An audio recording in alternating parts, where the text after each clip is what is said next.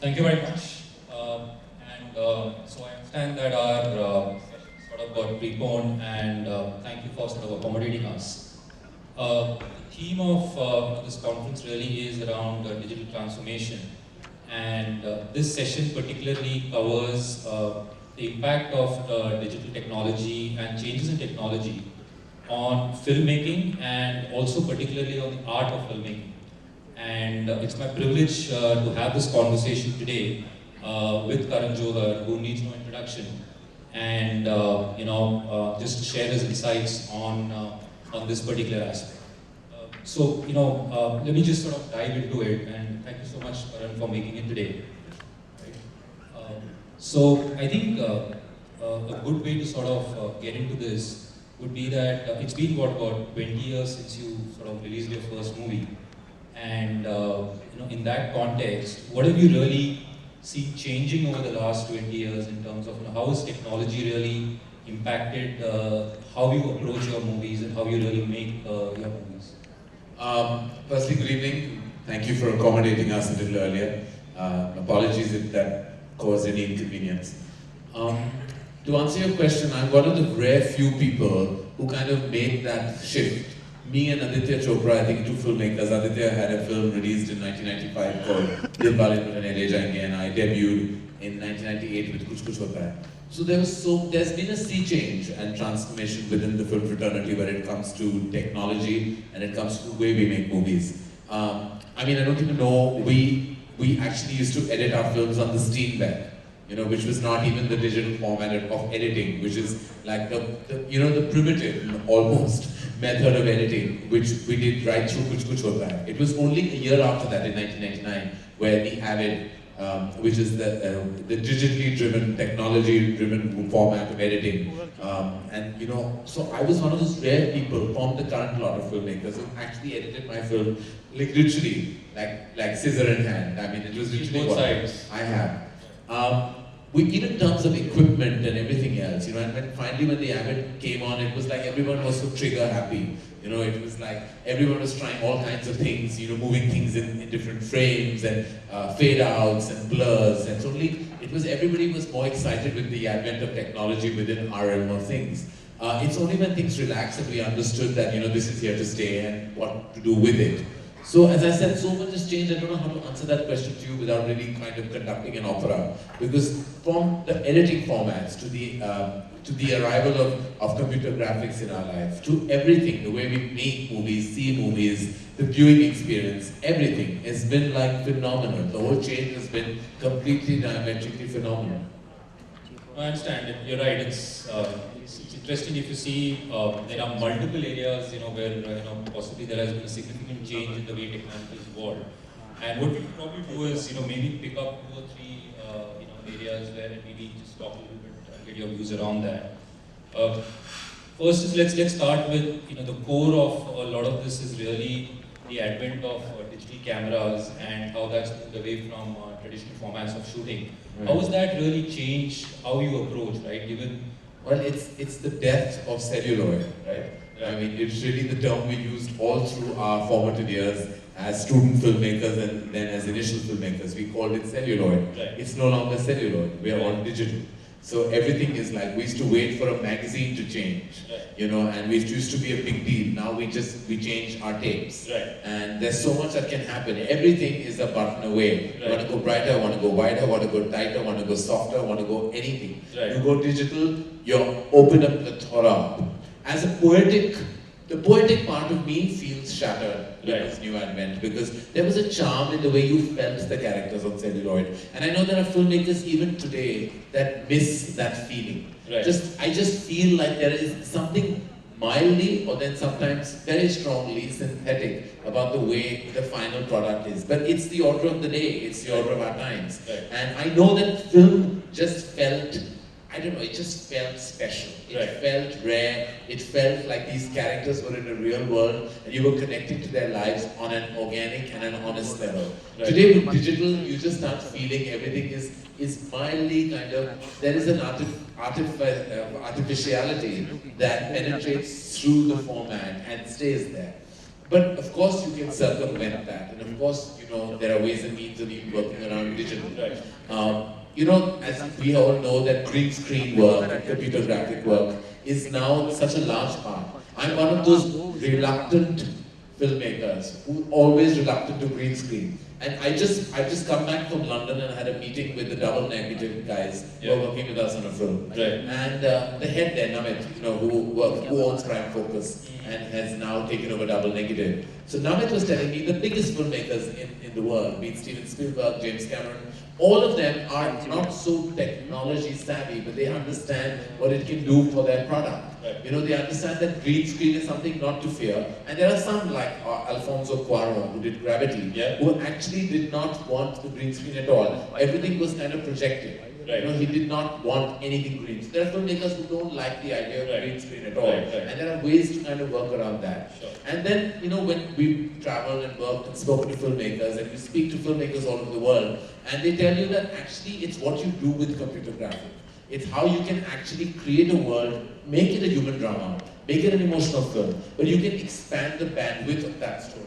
You know, it's what James Cameron did with Titanic is no less than a Hindi film. In terms of its ethos, emotional content, melodrama, drama, song, dance, conflict, everything was in the film. But look at what he did with it in 1998. Ironically, the same year as my first film debut, Kuch Kuch Hota Hai. And there were two love stories with totally two different syntax appeals.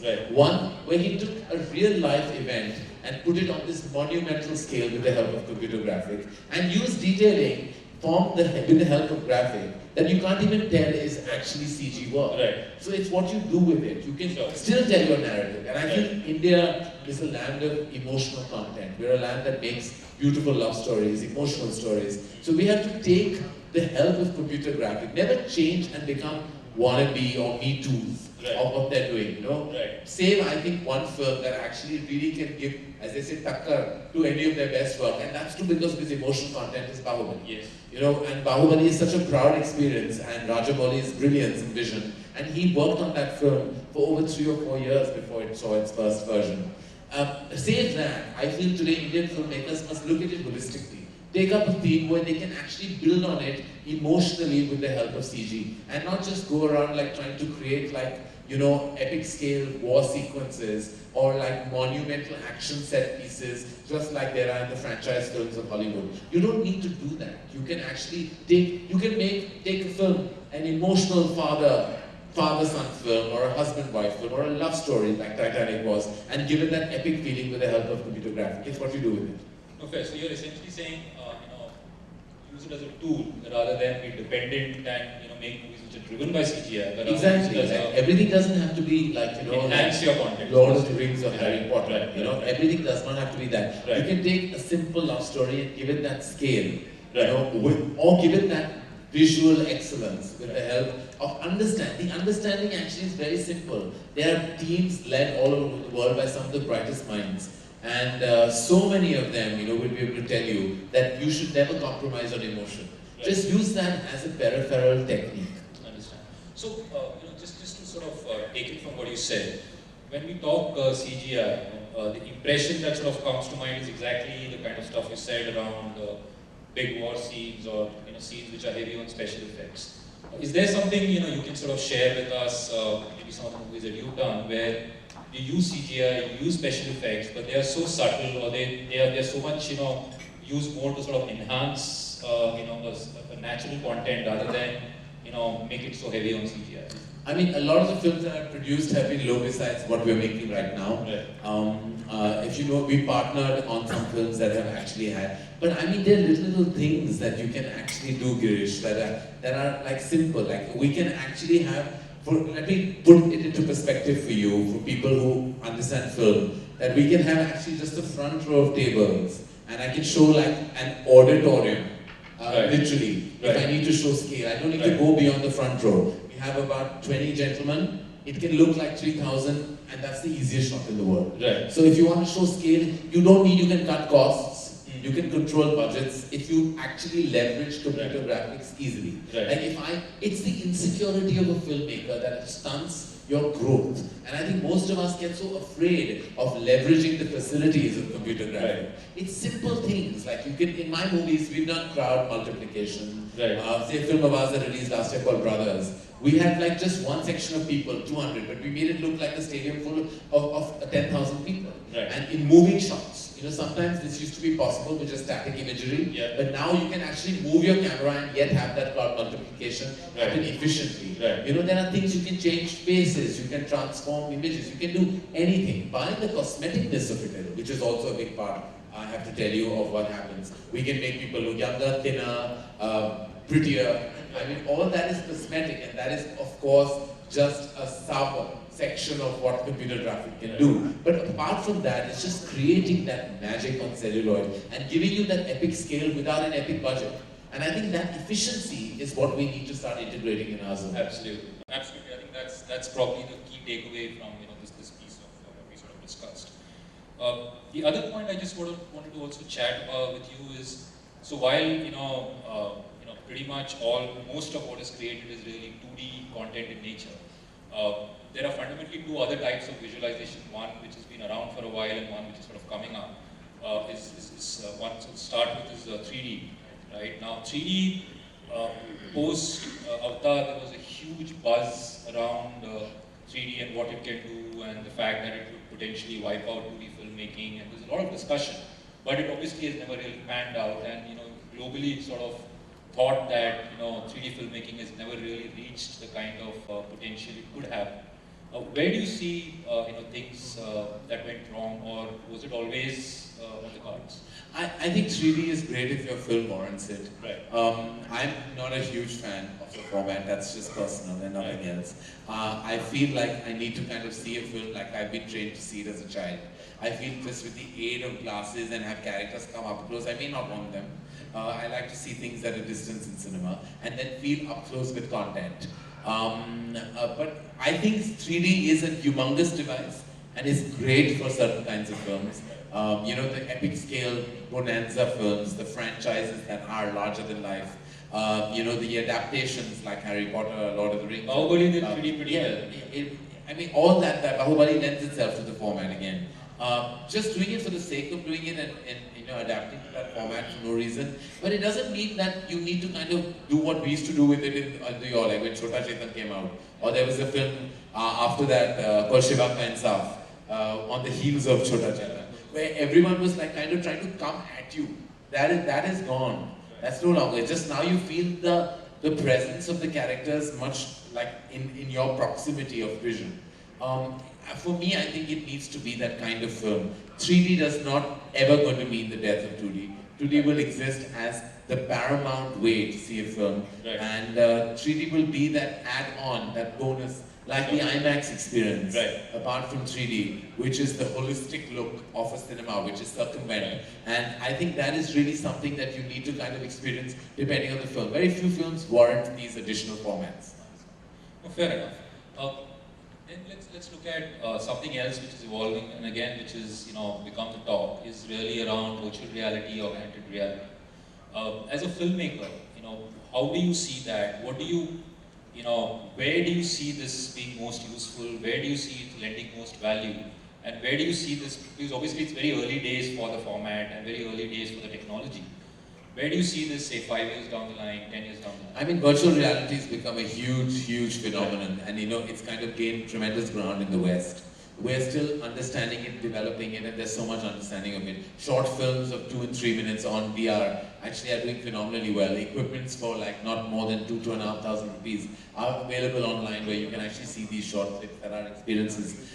Is it going to be an additional, like a 3D experience? Yes, it might be. It will take its time here because we need the kind of spaces to exhibit that format. But yeah, what do I say? Eventually it's all going to go there. It's like film is becoming like the hand telephone, and like digital is becoming the mobile. I mean, it's just the way it's going to be. Right.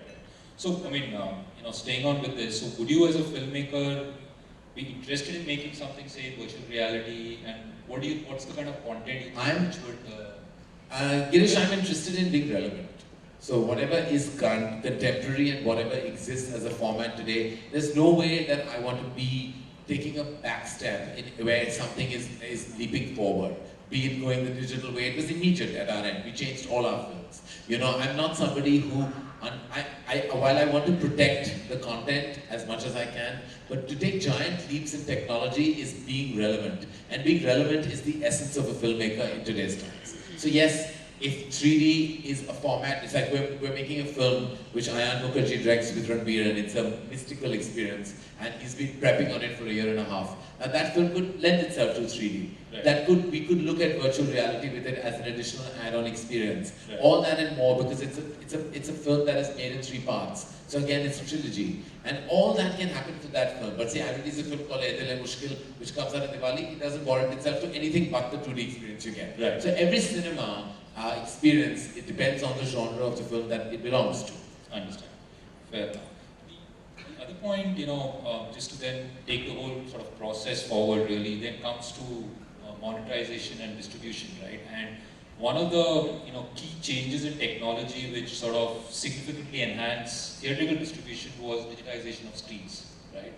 You know, just your thoughts around that. While, you know, I guess we are at the fag end of the entire process and we are pretty much largely digital, right? But how has that, again, you know, impacted you as a production house over the last, say, 5 years or so? It's speed and efficiency. Right. It's much easier. You Right. know, steel dabbas don't have to go Right. from one place to the other. I remember, I've come from a generation where I've seen my father take those steel cans, you know, to temples to pray right before the release, you know, Right. which have our film stickers on it, reel number 1, reel number 2, like literally cans. I've seen that happen in front of me. I feel blessed that I've been through this journey of seeing these steel cans that go to temples to now literally chips going into like equipment to see a film. So it's a card, it's a code. We actually, you could call it that we've been reduced to a code now. You know, we're just like everything else, we're a number. We're no longer a detail. So, can you give us some context? So, let's say, Kuch Kuch Hota Hai when it released, you know, how many prints, how many screens were there, and say, Ae Dil Hai Mushkil, what are we talking about? We're talking 20 times, 150 to 200 to now 2,500 to 3,000. That's a straight multiplication on your collections and your revenues. Not really. Do you know footfalls were more than? Is it? Yes, Okay. it's a true. It's a hashtag true story. Right. Give you data. Agnipath film released in 1990. Right. Box office status, flop. Right. Agnipath released 2011. Box office status, super hit. Right.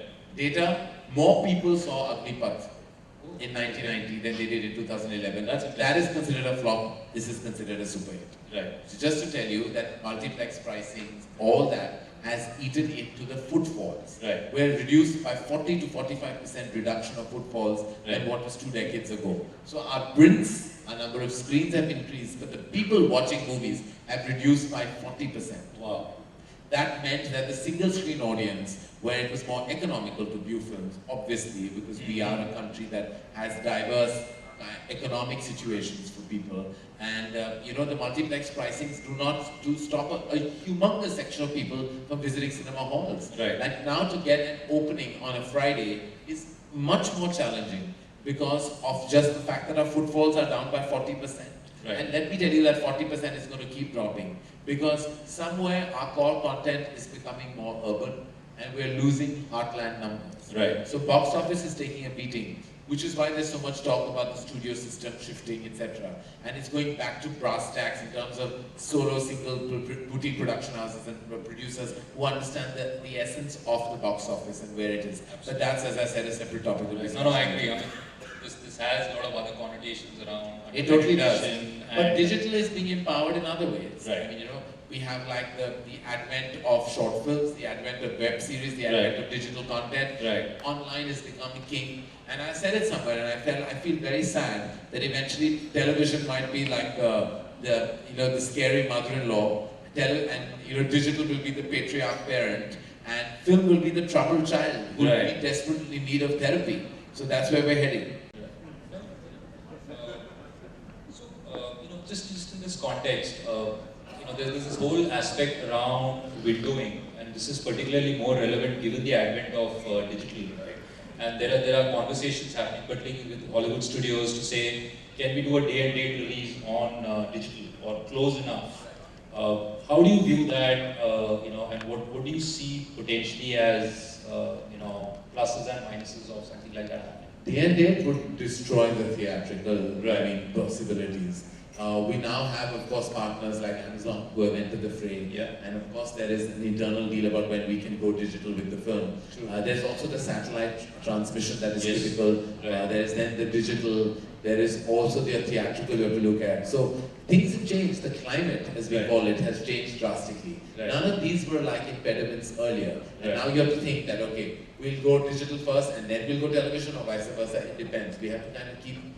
But it is impacting. Definitely, there's additional revenue because now you have digital money coming in as well, which is an additional form of your recovery. We earlier had the music. We had music. We had theatrical distribution, diaspora and India, and we had satellite. Now we have digital. So it's an add-on. But there are other ramifications and repercussions. So moving on, right? So post theatrical release right now, and this is I guess where really social media comes in, and the impact of social media, the fact that reviews, views, responses are really real time. Again, as a filmmaker, what does this really mean for you? And how do you react to such responses with social media, comments and reviews happening? I mean, it's very scary because we're the only industry, I would say the only business where what we do gets judged globally on that morning. I mean, immediately you have like content being filtered through all social media platforms, be it Twitter, Facebook, and other such platforms that are lesser perhaps, but exist. It's ridiculously scary for a filmmaker who nobody else. You launch a product anywhere else in the world, it takes a week, 2 weeks, a month, some months for it to really kind of get some kind of feedback. Here you release a film and millions of people are talking about your work on day one. You have people live tweeting now, so who's watching films anymore? People are live tweeting reviews. I've never heard of something more ridiculous. Because how can you be tweeting about a film while watching it and yet feel the experience of the cinema viewing? So it's scary, I mean, and then of course you have trolling on Twitter, you open your mouth and you have like 3 million people who have opinions who kind of go at you. You have to have nerves of steel to exist in this digital age, to exist in this age of social media. To be on Twitter and be a celebrity, let me tell you, is no fun at all. Because you have dark, deep, unhappy people venting their deepest, darkest insecurities and lumbering it on you, literally thrusting it on you, and all you have to do is trolling, and there's no way to get back at them. You don't know them. They're faceless, they're nameless, and you just are vulnerable. There is nothing else you can do. Scary. Then let me, I guess, talk about maybe a couple of more other sort of aspects which I guess potentially has sort of risks placing limitations around creativity.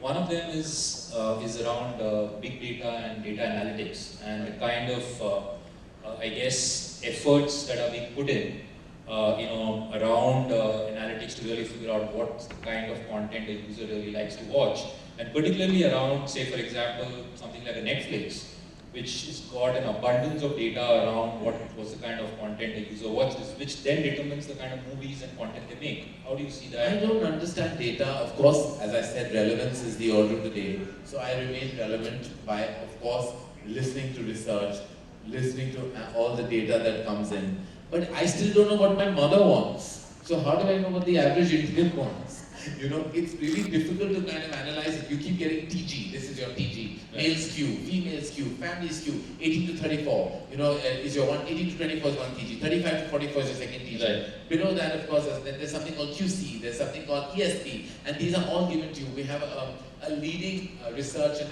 analytical group called ORMAX that gives us FBO, as in first day box office predictions, and we start hyperventilating about that number because we have it. So how often have they been right? They're quite right. I have to say, in the last couple of years, they've been bang on. Right. But somehow that fun of discovery of your early morning release in the movie, or the movie feel, like when you have a morning of release and you like, has my film received? Somehow you already are expecting a range. Right. So sometimes you're open to disappointment or then open to fear. One of the two keep happening in your zone. It's a bit scary. All that is a bit scary. So it's daunting. It's sometimes, but you get the data and you get something called reach.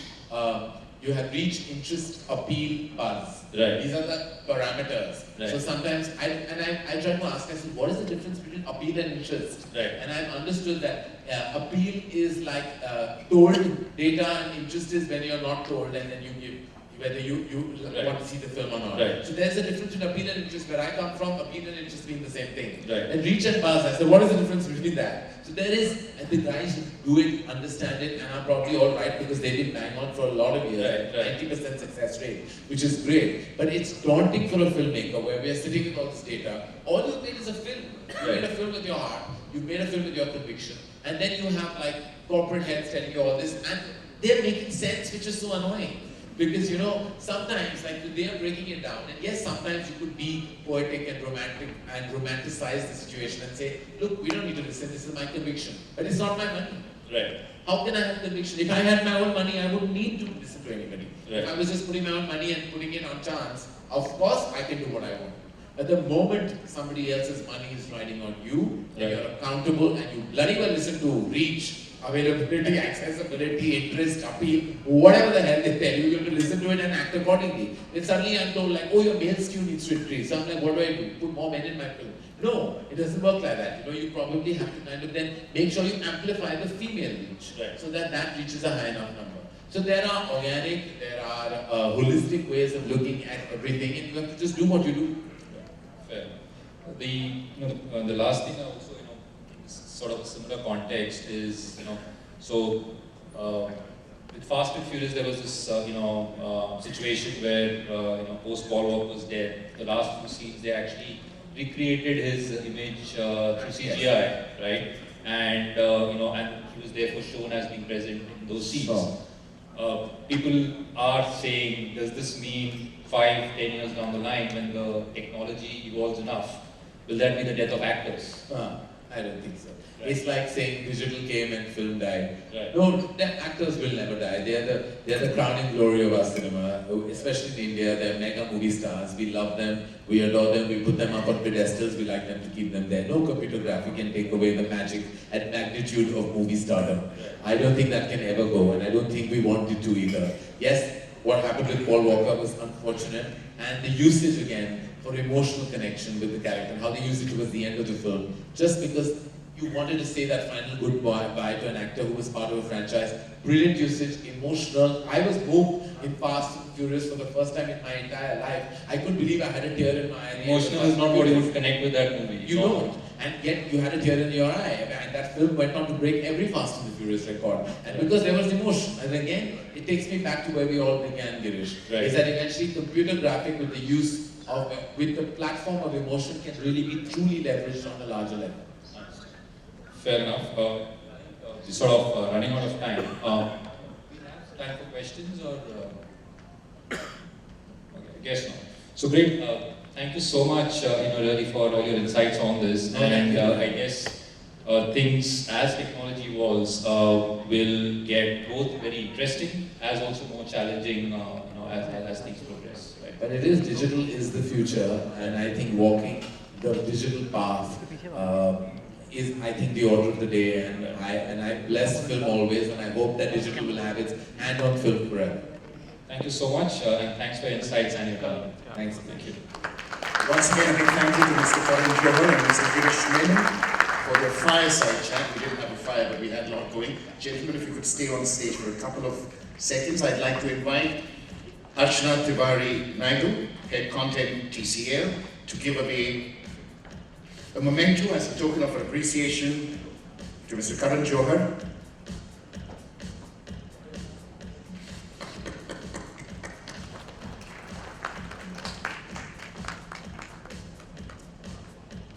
And also to Mr. Girish Menon.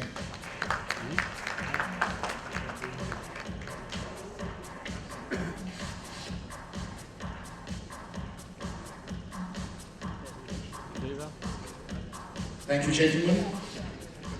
Thank you, Archana. It is my honor now to invite on the dais Mr. V.K. Kauvam, Principal Secretary, Directorate of IT, Government of Maharashtra, to deliver the keynote address. Welcome, sir. Mike.